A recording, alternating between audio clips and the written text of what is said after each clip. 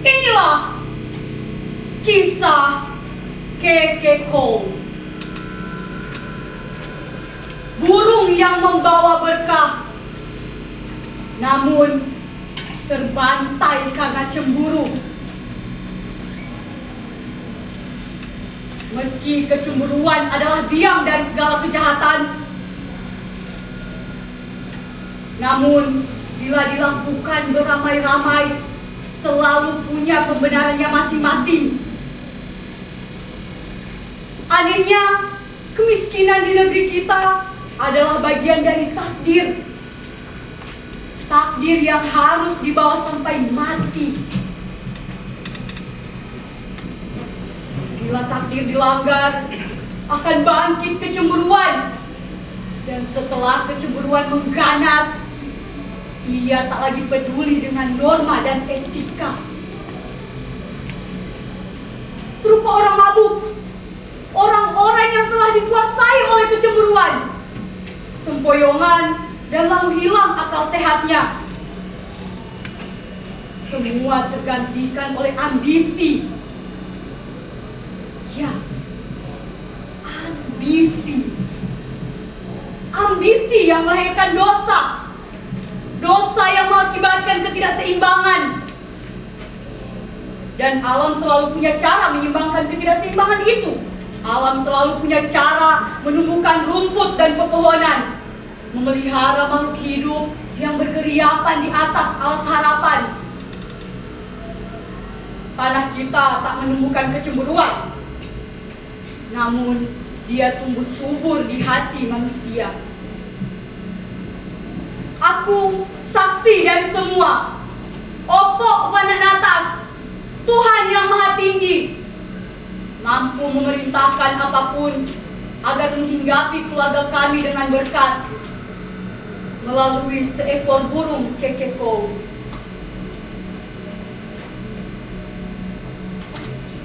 Betul kan, Keke? Iya, Kak. Aku jadi teringat lagi perjalanan hidup yang susah dulu. Tak ada yang bisa dimakan. Kita harus masuk ke hutan untuk mencari buah-buahan yang bisa dimakan. Sedangkan ibu hanya terkapar di tempat tidur dan tak berdaya karena sakit. Andaikan ayah masih ada, tentu kita tak akan terlalu kesusahan. Kita tak harus memikul beban berat dan masuk ke hutan untuk mencari makan.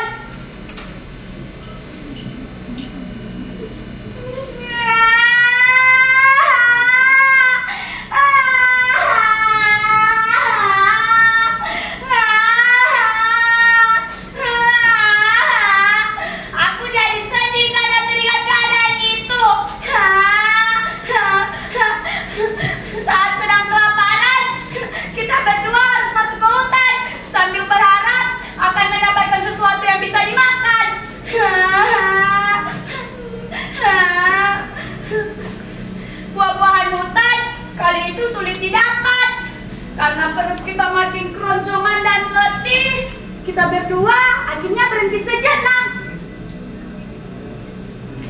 di bawah sebuah pohon rindang dengan angin sepoi-sepoi basah yang membelai wajah. Kita berdua akhirnya dibuat terlelap.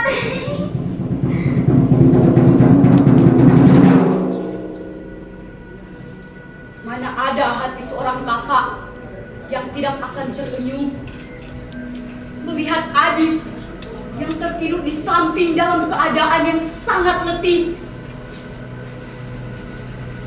Ternyata Opo Vananatas masih melihat seru sembahyang kita.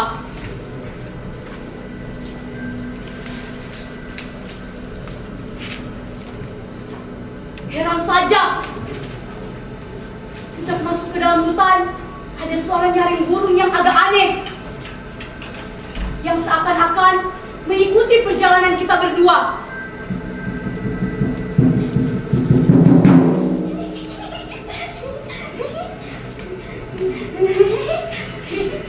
Kekeko, Kekeko, begitu suaranya, Kak.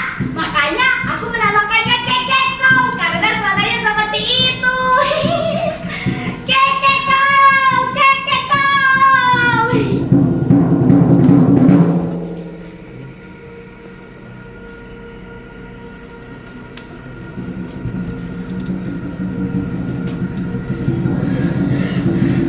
Hei!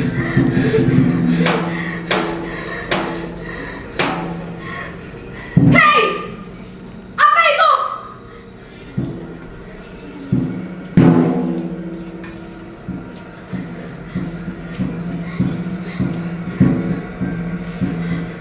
Siapa yang melempar buah ini ya?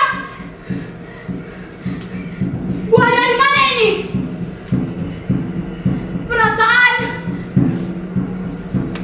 tidak ada pohon buah ini di sini. Jangan-jangan hantu. Ki, ayo cepat kita pergi dari sini.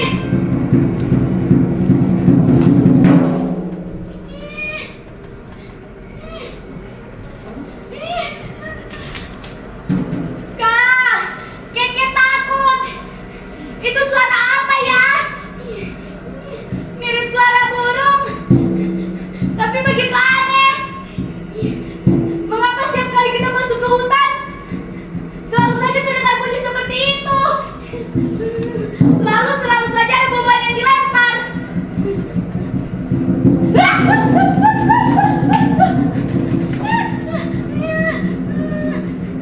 Jangan-jangan itu benar hati akan menelan kita. Kita bakal celaka, Kak. Tapi heran, ketika buah-buahan yang dilempar itu dimakan, tidak terjadi apa-apa pada kita. Malah tubuh kita justru makin sehat. Sepertinya ia hanya berniat memberi kita bantuan, Kak.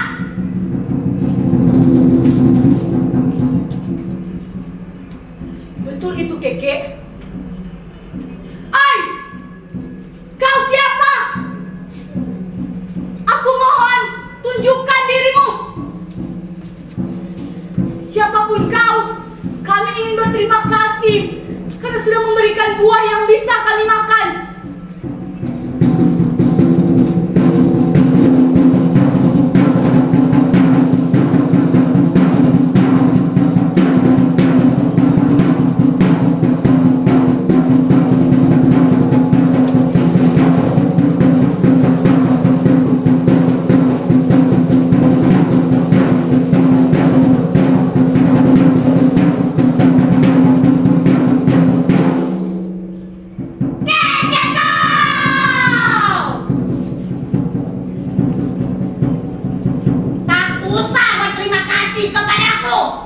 Berterima kasihlah kepada Opa badan atas, Tuhan yang bertata di ketinggian kesucian.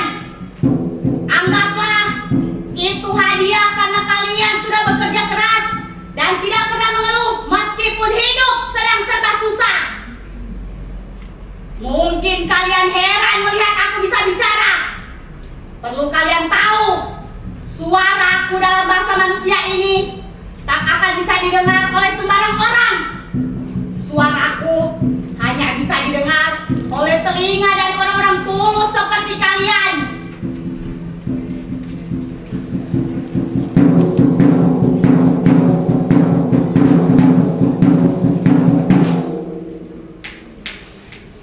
Aku menitipkan barang-barang ini untuk kalian bawa pulang ke rumah.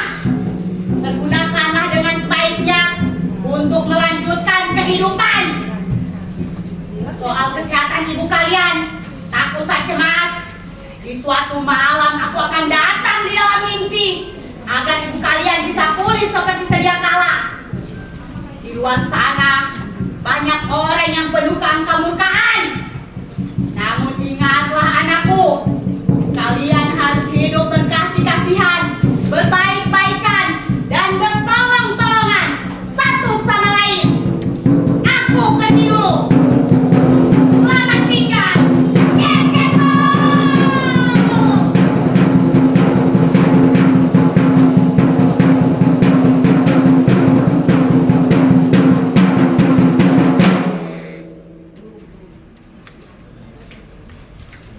Setelah pertemuan itu, kondisi hidup kita yang kian membaik itu cepat tersiar ke seluruh penjuru desa. Kemapanan kita terlihat membuat iri dan curiga warga desa.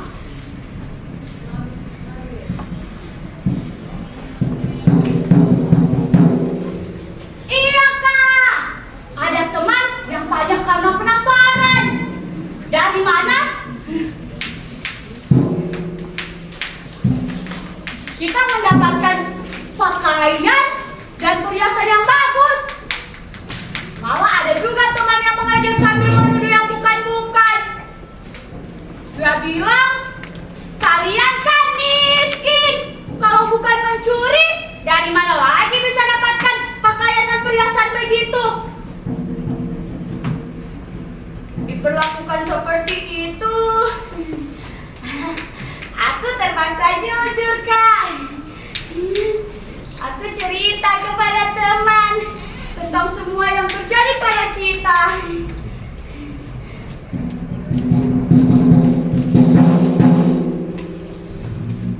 Akhirnya apa? Kejujuranmu itu kan ternyata dihadapi teman. Jadinya cerita Kekeko itu sampailah kepada kepala desa yang dasarnya memang sudah memiliki sifat serakah.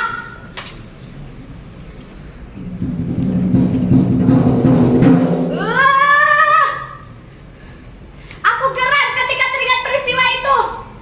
Iya, kalau saja aku laki-laki.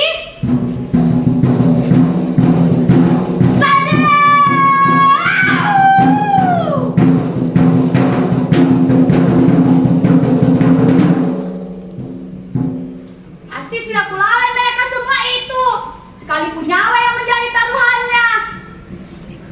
Apalagi ketika kepala desa memerintahkan semua warga untuk mencari burung Kekeko agar dapat berbagi kekayaan seperti kepada keluarga kita.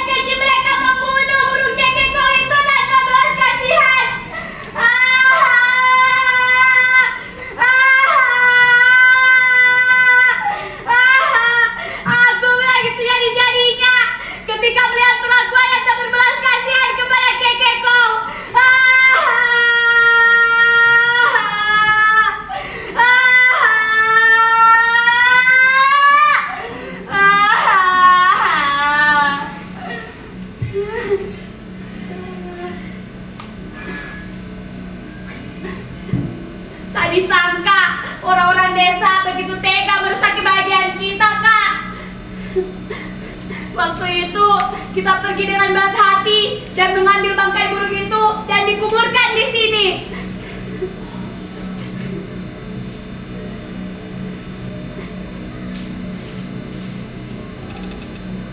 Tapi luar biasanya, di atas kebun kikikung ini bisa tumbuh pohon yang berbuah sepanjang tahun. Buah yang dihasilkan malah ada berbagai jenis buah. Dari hasil berjualan buahnya, kita bertiga akhirnya masih bisa menyambung hidup lagi. Kebaikan kikikung itu sulit dilupakan, akan tetap diingat sampai mati.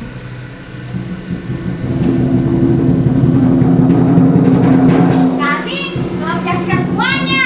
Kisah ini tentu saja terjadi dari masa ke masa, namun dengan wujud manifestasi yang baru.